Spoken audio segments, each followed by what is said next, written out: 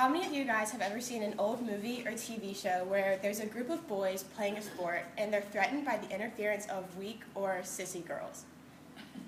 Maybe you're thinking of a movie such as The Bad News Bears, because I know that came into my mind. So today I'll be telling you why schools and universities should be required to equitably distribute funds and resources to both men's and women's sports while proving to you that they are not currently proportional. This is a topic that interests me a lot and that I actually started researching over a year ago when I saw an inequality on my own sports team.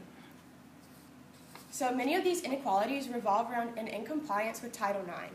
So before we get started, I'm going to tell you guys what Title IX is.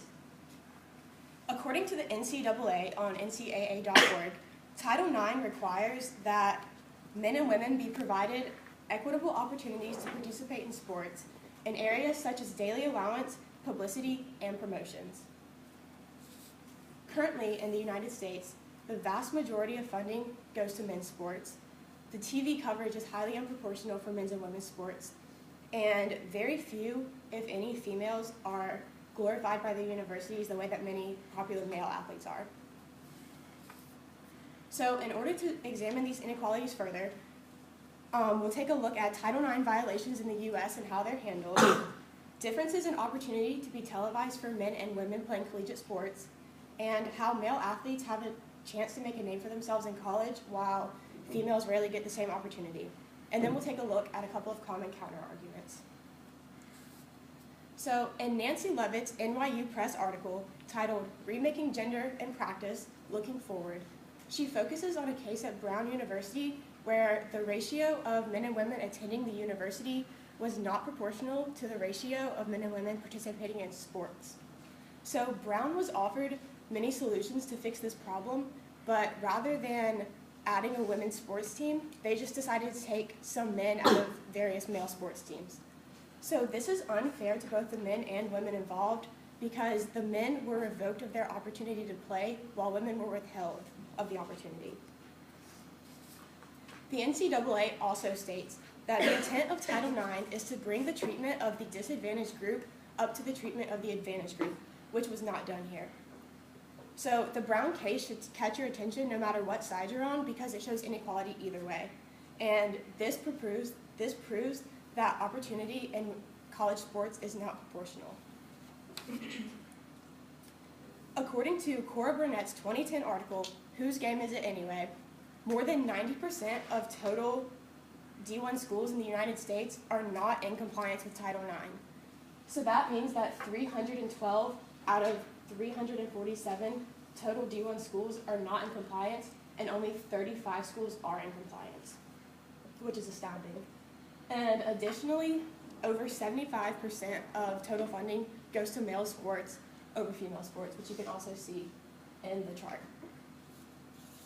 So now that we know what Title IX is and how it is not always upheld, let's take a look at how the media is unproportioned in its coverage of men's and women's sports.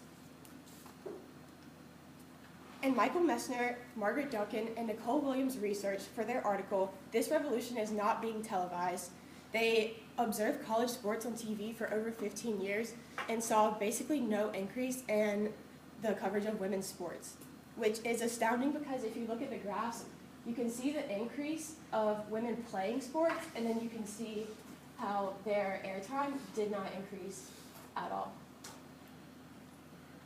Additionally, according to a 2016 article on womensportsfoundation.org by Megan Olmstead, there's been a 545% increase of women's participation in college sports, which is not displayed by the media.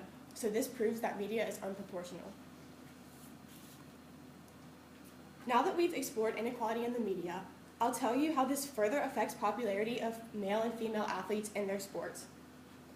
Very few, if any, female athletes are celebrated the way many males are as a result of minimal promotions and funding by their universities.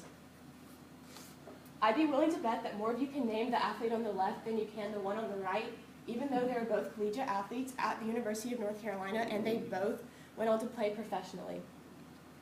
Basketball players who got their start in college, like Michael Jordan, have made millions of dollars not only playing their sports, but also selling products, such as shoes, because their fan bases, mostly made up of younger boys, are willing to pay hundreds of dollars just to wear something endorsed by their favorite athlete. And women don't have the same fan bases, which is likely partially because they aren't praised and recognized by the universities during their time in college. So this proves that recognition in college sports is not proportional. So now that I've shown you these inequalities, let's see what the other side might have to say. Many people say that men's sports bring in more money, therefore men's sports should get more money. And these people aren't wrong. Sports like football do bring in a ton of money for universities, but it is important to consider that women's sports could bring in a lot more money if they were more promoted and advertised and televised by the universities. Another common counterargument is that there are currently more males in the United States participating in sports, therefore male sports should get more money. This is also 100% accurate. I'm not arguing for a 50-50 split of funding between men's and women's sports, but the problem is that they are currently not equitable. So in conclusion, funds and resources should be allocated proportionally because Title IX requires equity, females are not fairly promoted publicly, and females don't often get the opportunity to be praised the way men are. So now if you recall the movie Bad News Bears, you might also recall that they won their championship due to their girl pitcher. So if you want to improve Tennessee's Title IX standards, give Title IX coordinator Jennifer Richer a call, because you never know. A girls' team just might bring a championship to your school too.